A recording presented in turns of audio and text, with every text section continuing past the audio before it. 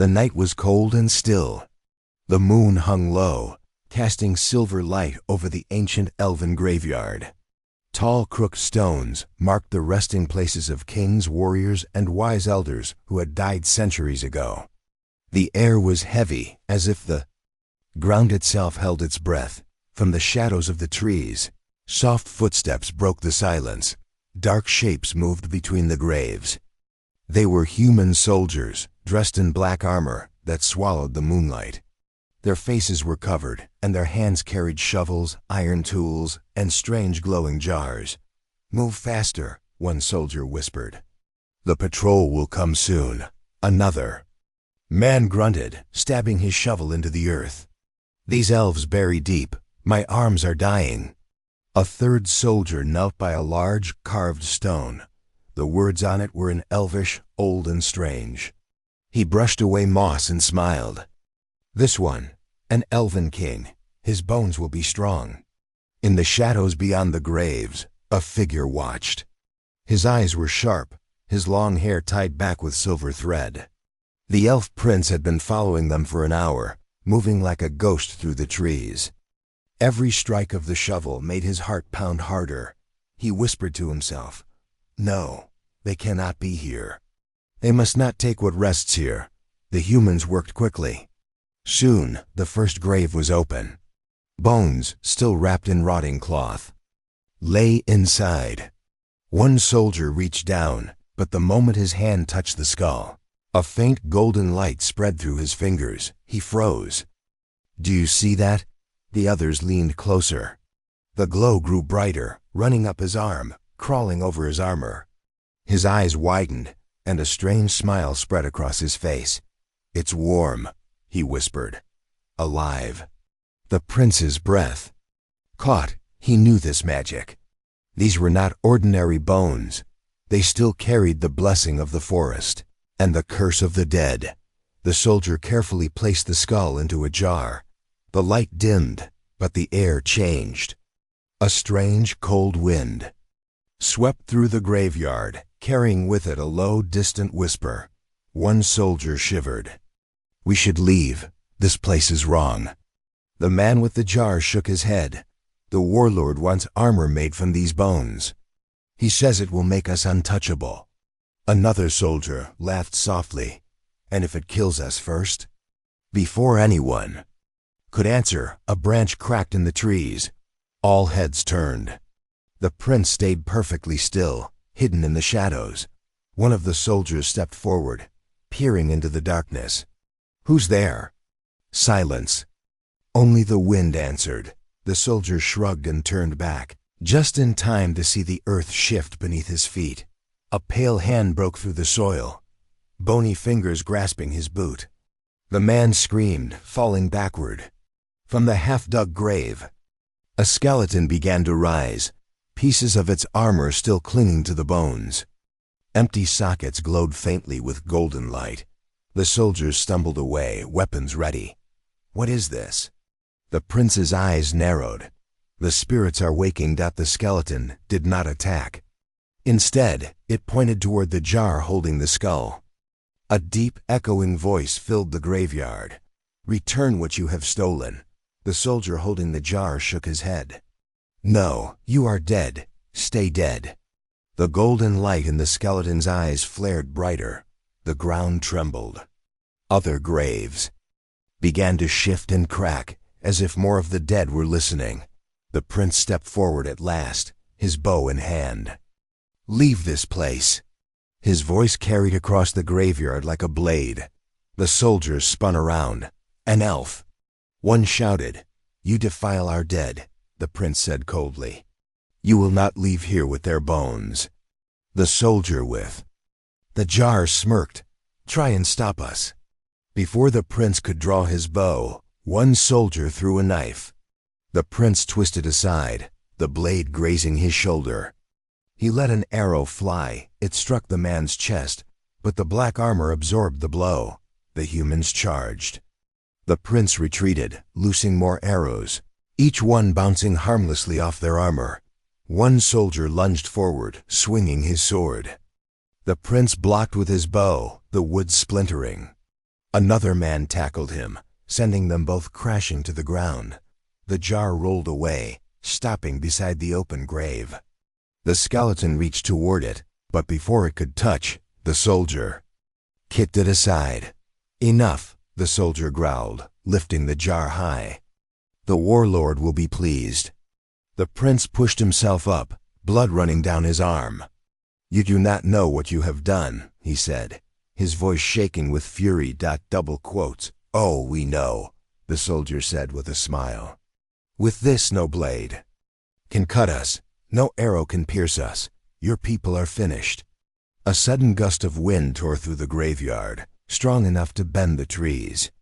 The light from the skull jar grew brighter, blinding them all for a moment. When the prince's vision cleared, the soldiers were gone. Only broken graves and cold silence remained. The skeleton, now alone, turned its head toward the prince. "They have awakened a curse," it said. "If they forge that armor, it will drink the life of every elf it strikes. The dead will not rest until it is undone." The prince's hands tightened into fists. "Then I will undo it." The skeleton slowly sank back into its grave, the earth closing over it as if it had never risen. The prince stood alone under the moonlight. The night was quiet again, but he knew it was the quiet before the storm. The warlord had stolen more than bones. He had stolen the power of the forest's oldest protectors. And now, the prince would have to hunt him down before the curse claimed them all. Somewhere far beyond the trees, a deep, cruel laugh echoed into the night. The forge burned like the mouth of a volcano. Flames roared inside the great furnace, licking the black iron walls. The air was hot, choking, filled with the smell of smoke and blood. Human blacksmiths worked in silence, their hammers ringing against anvils. Sparks flew with every strike, painting the shadows in bright orange light. At the center of the room, on a stone table, lay the stolen bones. The skulls, ribs, and arm bones of ancient elves glowed faintly, as if still alive. They were wrapped in chains of steel, ready to be melted into something new. The warlord stood nearby, watching. He was a tall, broad man with a scar running from his brow to his jaw. His armor was already dark and heavy, but he wanted more. "How long until it is ready?" His voice was low and hard. A blacksmith bowed. "3 nights, my lord. The magic in these bones is strong. It will take time to bind it to the metal." The warlord's lips curved into a cruel smile. "Make it faster. I want my men wearing this armor before the snow falls." One soldier stepped forward, holding a jar. Inside was the skull stolen from the Elven king's grave. The golden light inside flickered like a heartbeat. "My lord," the soldier said. "This one is different. It speaks." The warlord raised an eyebrow. "Speaks?" The soldier nodded. "When I sleep, I hear it whisper. It says my name." The warlord's eyes glimmered with dark amusement. "Then keep listening. Perhaps the dead have secrets worth hearing." The soldiers swallowed and placed the jar on the table. From the shadows, above the forge, the elf prince watched. He had followed them here, moving like a shadow through the mountains. Now he could see it all, the bones of his ancestors turned into fuel for war. His heart pounded with rage, but he knew he could not act yet. One arrow would never kill the warlord in a room full of soldiers. A blacksmith lifted a heavy hammer. "Bring the first mold," he ordered. Another man brought a mold shaped like a breastplate. The bones were placed inside, and molten steel was poured over them. The mixture hissed and smoked. The glow from the bones grew brighter, and for a moment, the light almost pushed back the fire's heat. The warlord stepped closer. "Yes, this will make us gods." One of the younger blacksmiths frowned. "My lord, are you sure? This is Elven magic. It is not meant for humans." The warlord's eyes turned cold. "And that is why we will take it. Now work, before I feed you to the fire." The prince clenched his fists. He wanted to leap down, to cut the warlord's throat, to smash the mold before it hardened. But he knew the humans were too many. He would have to wait for the right moment. Hours passed. The armor began to take shape, black steel laced with pale bone, the edges glowing faintly gold. The warlord gestured to one of his strongest soldiers. "You, put it on." The man hesitated, looking at the armor as if it might bite him. "Do it," the warlord ordered. The soldier stepped forward. The blacksmiths helped him into the breastplate, fastening the straps tight. The moment it touched his skin, the faint golden glow spread across his body. His breath quickened. "How do you feel?" the warlord asked. The soldier's eyes widened. "Strong. I feel no pain." He struck his own chest with his fist, laughing when the blow didn't move him. One of the blacksmiths tested the armor with a blade. The sword struck the chest plate with a loud clang and snapped in half. The warlord's smile grew. "Perfect." The prince's stomach sank. If the humans wore this armor into battle, no arrow, no sword, no spear could stop them. But then, something strange happened. The soldier in the armor stopped laughing. His eyes rolled back and his body stiffened. The golden glow from the armor spread up his neck and into his face. He gasped. "It's burning inside." The warlord frowned. "What's wrong with him?" The blacksmith stepped back as the man's skin began to pale. His veins turned black. He dropped to his knees, clawing at the armor as if trying to tear it off. The jar holding the Elven king's skull rattled on the table, the golden light inside flared, and a deep, echoing voice filled the room. "Thieves, desecrators, you will wear your death." The soldiers screamed as the glow from the armor burned brighter. Then, just as suddenly, the light vanished. The man collapsed, his chest rising slowly. He was alive, but his eyes were empty, like a puppet waiting for orders. The warlord stared, then laughed softly. "It takes their mind, makes them mine." The prince's heart froze. This armor did not just protect, it enslaved. The warlord turned to the others. "Prepare the rest. Soon my whole army will be unstoppable." The prince knew he had to act, but the forge was a fortress. Guards blocked every exit, and the heat of the fire made the air shimmer. If he attacked now, he would die before he could even touch the armor. He backed away into the shadows, his mind racing. The humans had the bones, the forge, and the magic. But magic always had rules, and rules could be broken. As he slipped out into the cold night air, the prince whispered to himself, "I must find the council. They must know what is coming." Behind him, the forge roared louder, as if hungry for more souls. Far away, in the forest, something stirred. The spirits of the elven dead had felt the fire, and they were not at peace. The warlord thought the armor would make him a god, but gods could fall, and the prince would be the one to make it happen. The council hall stood at the heart of the elven city, built high among the ancient silver trees. Its walls were made of living wood, shaped over centuries, and its roof was covered in glowing leaves that lit the night like starlight. Inside, 12 elders sat in a circle, their faces pale and worried. The air smelled of burning sage, but it did little to hide the heavy tension in the room.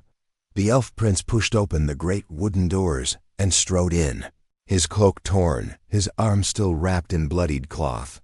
The guards at the door stepped aside quickly, for his expression was sharp and urgent. One elder, a woman with silver hair braided down her back, rose to her feet. "Prince, why have you come at such an hour?" The prince's voice was low but steady. "The humans have stolen from our graves. They are forging armor from our ancestors' bones." The elders exchanged glances. Some gasped, others looked down at the floor. An old man with a crooked staff spoke slowly. "We have heard whispers, but we did not believe them." The prince stepped into the center of the circle. "I have seen it with my own eyes. I watched them melt our dead into black steel. I saw a man wear it, and nothing could harm him. Our arrows broke, our blades snapped, And worse. He hesitated, his eyes darkening. The armor takes their minds. It bends them to the will of the warlord. A murmur spread through the council. One elder leaned forward, his tone sharp. "And what do you expect us to do, Prince? March into human lands? Start a war that will kill thousands?" "They have already started the war," the prince replied. "When they come here wearing that cursed armor, no one will be left to fight." Another elder, her eyes cold, shook her head. "We have peace treaties. The humans would not dare to." "They have already dared," the prince snapped, his voice echoing through the hall. "They dig up our dead. They defile our kings.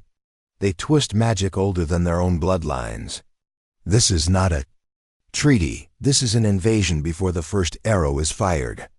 The eldest of the council, a man so old his skin looked like carved stone, tapped his staff against the floor. The sound was deep and final. "Prince, you are young. Your blood is quick to burn. But wisdom tells us to wait, to plan, not to run." Into the fire, the prince's jaw tightened. "While you wait, they grow stronger." For a moment, the hall was silent. The crackle of the sage fire was the only sound. Then, from somewhere deep within the walls, came another sound, low, distant, and terrible. It was a scream. The elders froze. The prince turned toward the door. The scream came again, louder this time, but strange like wind passing through hollow bones. A guard burst through the entrance, his face pale. "Elders! Spirits in the streets! The dead are walking!" The prince's heart raced. "It's begun." The council rushed to the windows. Far below, the city's silver streets were glowing with ghostly shapes. Figures in armor long rusted, swords in hand, walked slowly among the trees. They were not attacking yet, but they're empty. Eyes turned toward the council hall. "They have followed the stolen bones," the prince said quietly. "They know their rest has been broken." One elder turned to him, fear in her voice. "Can they harm us?" "Not yet," the prince answered. "But they will not leave until the bones are returned." The eldest elder gripped his staff. "Then, we must send word to the humans. Demand they give them back." "They will not," the prince said flatly. "The warlord will keep them. He will make more armor. And when he is ready, he will send his army here. And these spirits will not fight him. They will kill us for allowing this to happen." The elders argued in hushed voices, their fear growing. The prince stepped forward, his voice cutting through. "The noise. If you will not act, then I will. I will take back the bones. I will end the curse before it ends us." "Alone?" One elder scoffed. "You would be killed before you reached their gates." The prince gave a faint, bitter smile. "Then I will die trying. Better to fall in battle than wait to be buried in your own home." The eldest elder looked at him for a long moment. Then he said, "If you go, you will not return as a prince. You will return as a warrior, if you return at all." The prince turned toward the door. "Then I will go as both." As he stepped outside, the cold night air wrapped around him. The streets were empty now. The spirits had vanished, but the air still felt wrong, heavy. A shadow moved near the edge of the trees. The prince reached for his bow only to see a figure step into the moonlight. It was the same ghost he had seen in the graveyard, the Elven. "King's spirit, you waste time in council chambers," the spirit said, its voice deep and distant. "The humans grow bolder while you talk." The prince's hand tightened on his bow. "Tell me what I must do." The spirit's eyes burned with pale light. "Only what was taken can destroy what was made. Return the bones to their graves, and the curse will break. Fail, and the dead will rise not as protectors, but as executioners." The prince nodded slowly. "Then I will return them." The spirit tilted its head. "You will need allies, and you will need to move before the moon fades." Then the ghost vanished, leaving only the whisper of leaves in the wind. The prince looked back at the council hall. Through the window, he saw the elders still arguing, their voices lost in the distance. He turned toward the dark path leading out of the city. Alone or not, he would go. Somewhere beyond the mountains, the forge still burned, and with every strike of the hammer, death drew closer, and this time he would not be too late. The sun had not yet risen when the forest filled with the sound of drums. Low and steady at first, then louder, until the ground seemed to tremble with each beat. Birds scattered from the trees, and the deer fled deeper into the woods. From the hills, the first glint of black armor appeared. The humans were coming. They marched in a line that stretched as far as the prince could see, their banners snapping in the wind. Every soldier wore the cursed armor dark steel laced with pale bones. The faint golden glow ran like veins through the plates, as if the armor itself was alive.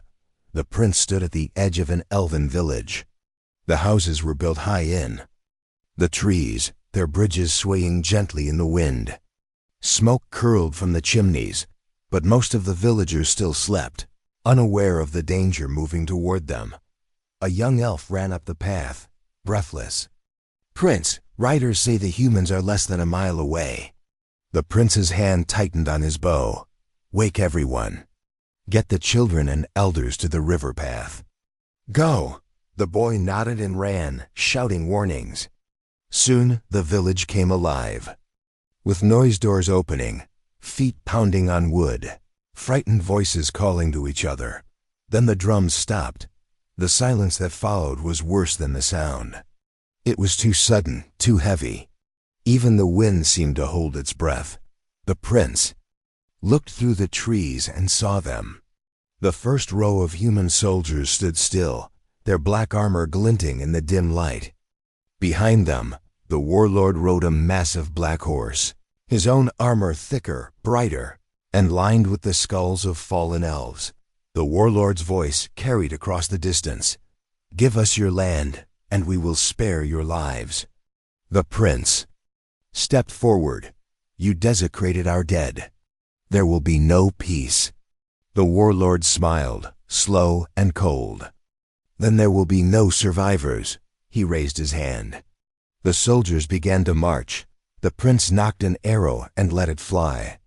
It struck the nearest soldier in the chest, then bounced away as if it had hit stone. The man did not even flinch. Other elves loosed their arrows. Each one failed. The cursed armor absorbed them all. The first humans reached the outer bridges. Their swords swung in wide arcs, slicing through the wood. Villagers screamed as the bridges collapsed, sending elves falling. To the ground far below. The prince leapt from one bridge to another, drawing his twin blades. He met a soldier head-on, slashing at the gap between plates. The strike was fast and clean, but the blade chipped against the cursed steel. The soldier swung back. The prince ducked, the blow cutting through a wooden railing like it was paper. He stabbed again, aiming for the soldier's neck, only for the man to grab the blade with his gaunted hand and snap it in two. The prince rolled back, heart pounding. He had fought humans before, but never like this. The armor made them not only invincible, but stronger, faster, and unafraid of pain. A scream rang out from the far side of the village. The prince turned and saw the warlord himself climbing the central bridge, his black horse waiting below. The warlord's voice was almost casual. "You fight well, elf. Too well to waste." The prince spat on the ground. "I'd rather die than serve you." "Die then," the warlord replied. They clashed. The prince's remaining blade struck sparks off the warlord's chestplate. The warlord's counterattack was like a hammer, forcing the prince to leap back again and again. On the ground below, human soldiers were herding captured villagers into a circle. The prince's stomach twisted. If he could not stop the warlord here, the rest of the village would be lost. He fainted left, then kicked hard at the warlord's knee. The giant man stumbled, just enough for the prince to slash at his arm. The blade bit into the leather strap there, and for the first time, the warlord hissed in pain. but the moment passed quickly.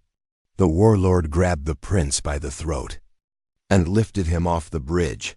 "You can't win," the warlord said, his eyes cold. "Not against my army, not against my armor. Every elf will bow or burn." The prince gasped, kicking, clawing at the warlord's wrist. Then a flash of golden light burst from the warlord's chest plate. It was the skull of the Elven king, set into the armor like a trophy. For a moment, its hollow eyes met the prince's, and he felt the whisper in his mind, "Return me." The warlord seemed not to notice. He hurled the prince onto the bridge floor. The prince rolled, grabbing the broken half of his sword. The warlord raised his blade for the killing blow. An explosion shook the bridge. One of the elves had fired a flaming arrow at the tar barrels stored near the outer platforms. The blast tore through the wood, sending soldiers tumbling into the air. The prince used the moment to roll to his feet and sprint toward the nearest intact bridge. "Fall back to the river path," he shouted. "Now!" Villagers ran past him, carrying the wounded. The prince stayed behind, covering their retreat, loosing arrow after arrow to slow the human advance. By the time the last elf crossed the river path, the village was burning. The warlord stood among the flames, the cursed armor glowing brighter than ever. The prince's heart pounded. The only way to break this power was to take back the bones, and the warlord carried the most important one on his chest. He turned away from the fire and followed the fleeing villagers into the forest. The war drums already starting again behind him. This battle was lost. But the war was only beginning. The forest was dark and wet, the air heavy with the smell of smoke drifting from the burning village behind him. The prince ran until his lungs ached, the sound of the war drums fading into the distance. Around him, frightened villagers moved quickly along the narrow path toward the river. Some carried the wounded. Others clutched children close. When the river finally came into view, the prince slowed. The water glistened under the moonlight, fast and deep. The elves crossed one by, one over a narrow wooden bridge. On the other side, the trees grew thicker, hiding them from any human eyes. The prince turned to the last guard. "Once they're across, cut the bridge. It will not stop them for long, but it will give us time." The guard nodded. The prince stayed behind, scanning the shadows. His hand stayed on the hilt of his sword. Every rustle in the leaves made him tense. The cursed army could not be far. When the last villager crossed, the guard struck the bridge ropes with his axe. The wood creaked, then fell into the rushing water below. Silence returned, broken only by the sound of the river. The prince exhaled, but the relief was short-lived. A faint light appeared between the trees on the far side of the river. At first, it looked like fire, but then it began to move toward them, gliding low above the ground. The guard stepped forward. "What is that?" The prince's eyes narrowed. "Not human."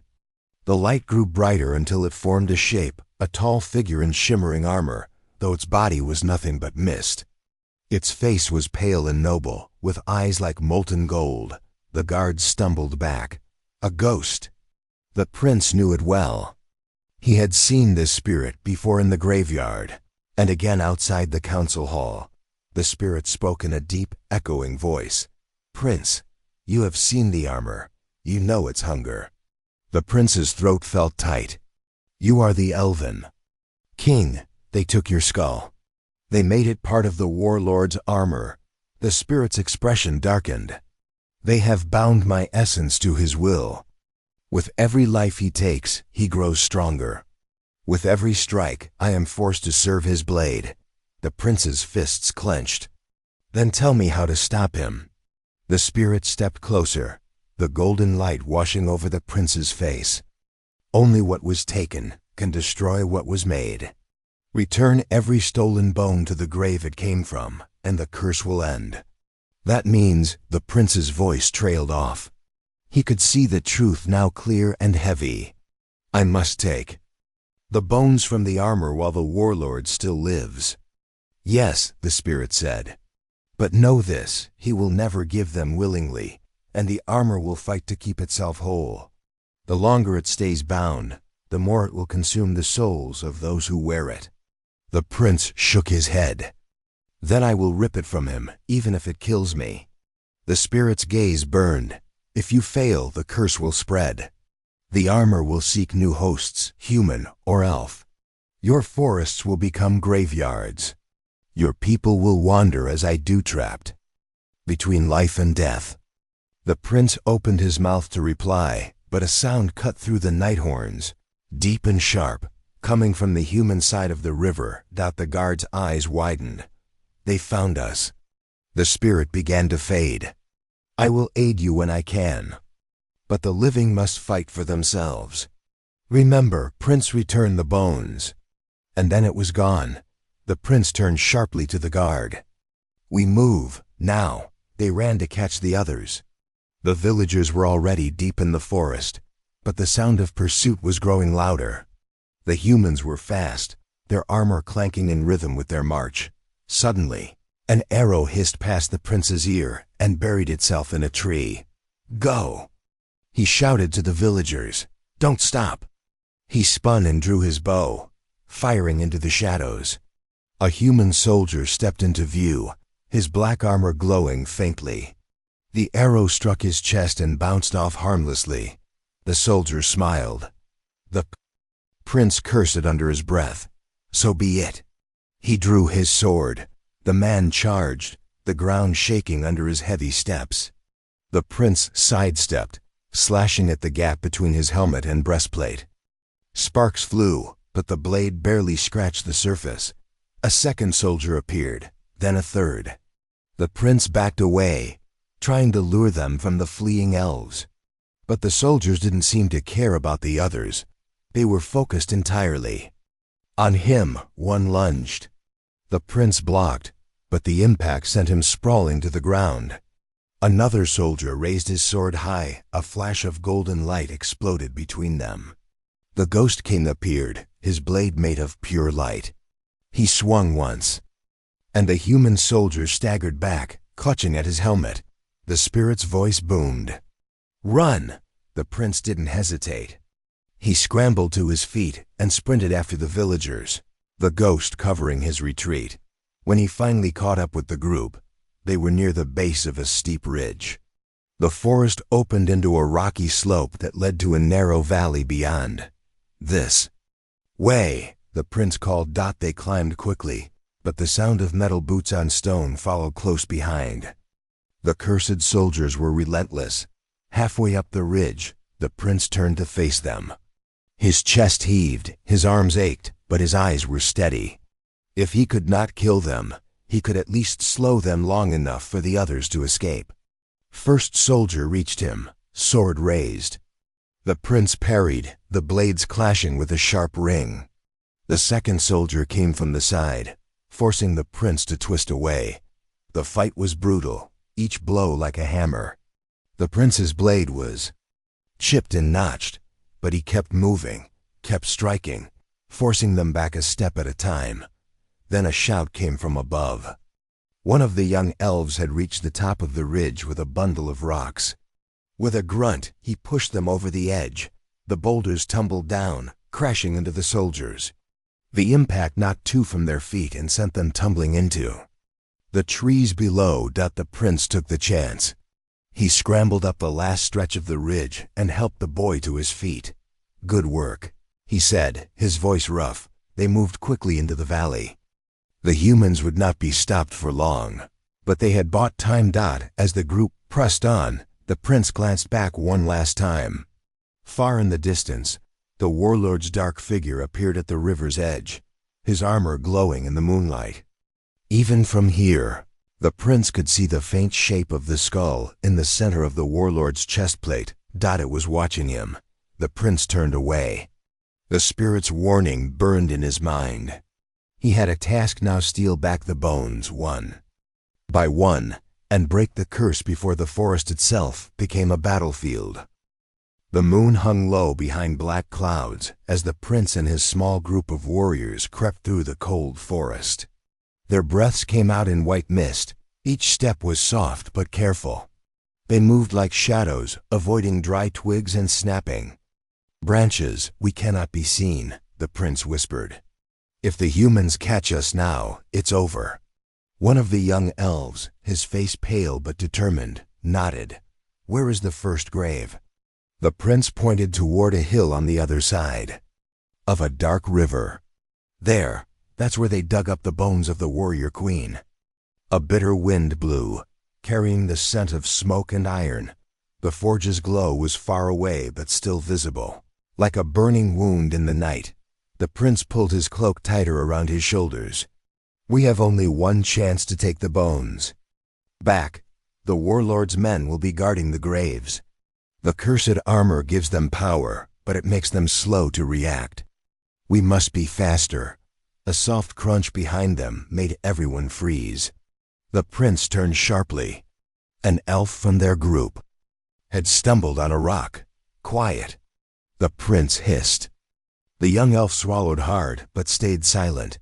They moved forward, hearts pounding louder than their footsteps. When they reached the graveyard, a chill swept over them. The stones were cracked and broken, some half buried in dirt. Fresh holes marked the places where humans had stolen bones. "We are too late," whispered one warrior. The prince knelt by the largest hole. "No, we still have a chance. The warlord wants to forge all the bones, but they have not taken them all yet." Suddenly, the shadow of a guard moved near the edge of the graveyard. His black armor glimmered faintly under the moonlight. "Enemy," hissed a young elf. "We must hide." The prince raised a hand. "Wait." His eyes locked on the guard. "He is alone." The guard lifted his head and looked toward the trees. His breath came heavy.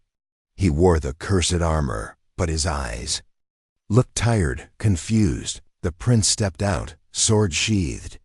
"You don't belong here," he said quietly. The guard lowered his weapon slowly. "I don't want this armor," he said. "It takes my thoughts, makes me follow orders I hate." The prince studied him. "Then fight with me. Help me take back what was stolen." The guard looked at the broken graves. "I want to be free." "Then stay close," the prince said. "We will need all the strength we can find." Together, they slipped into the heart of the graveyard. The prince's pulse quickened. The air felt heavier here, as if the bones themselves whispered warnings dotted the base of a great stone. The prince spotted a wooden box, half buried in dirt. It was the crate where the warrior queen's bones had been hidden. "Help me," the prince said. The guard lifted the crate slowly. It was heavy, but not as heavy as the prince had imagined. Suddenly, a loud crash echoed nearby. A group of human soldiers had discovered them. "Run!" shouted the prince. "Protect the bones!" The guard raised his sword. "I'm ready." The battle was fierce but short. The guard fought with a strength and skill the prince had not expected, blocking blows and striking with deadly precision.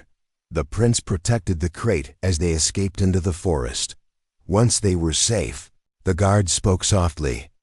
"The armor is a prison, but with your courage, maybe there is hope."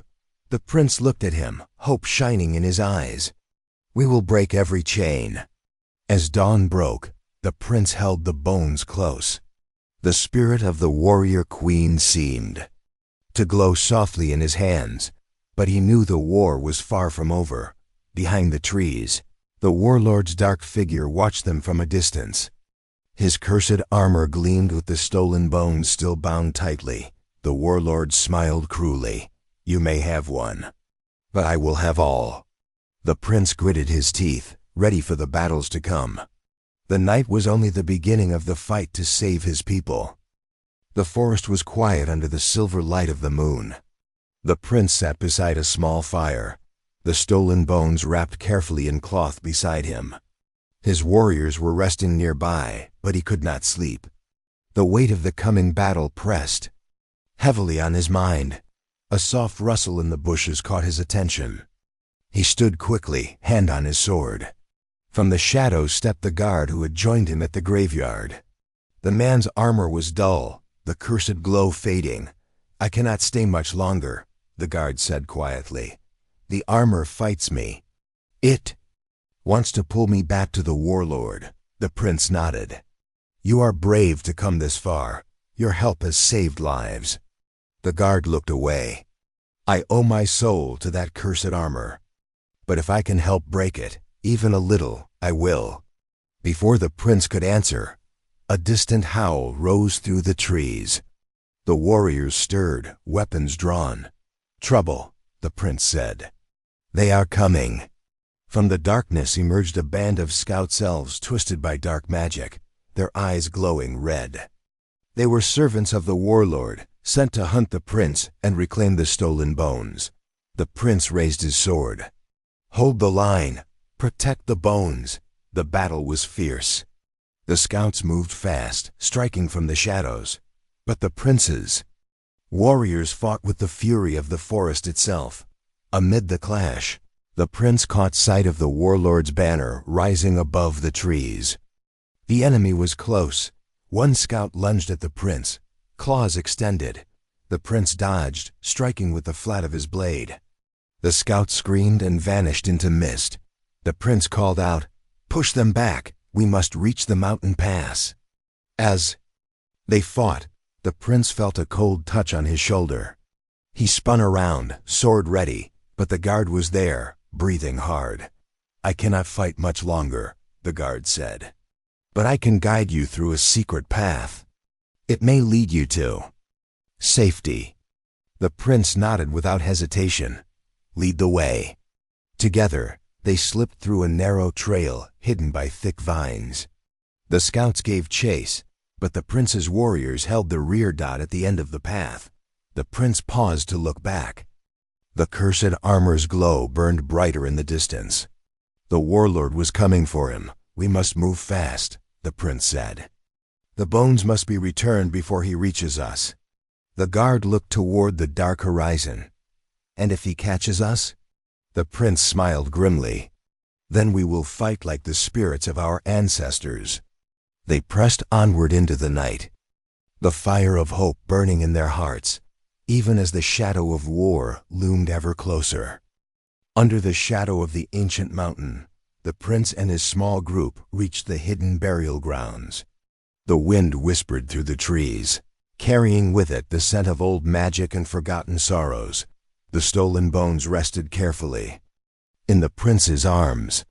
The spirit of the warrior queen seemed to glow faintly beneath the cloth, as if alive and watching. "We must hurry," the prince said softly. "The warlord's army will be upon us soon." A young warrior stepped forward, eyes sharp. "How will we return the bones without being caught?" The prince looked toward the dark forest path leading back to the city. "We fight if we must. But first we will call upon the spirits of our ancestors." He raised his hands, and the night seemed to grow still.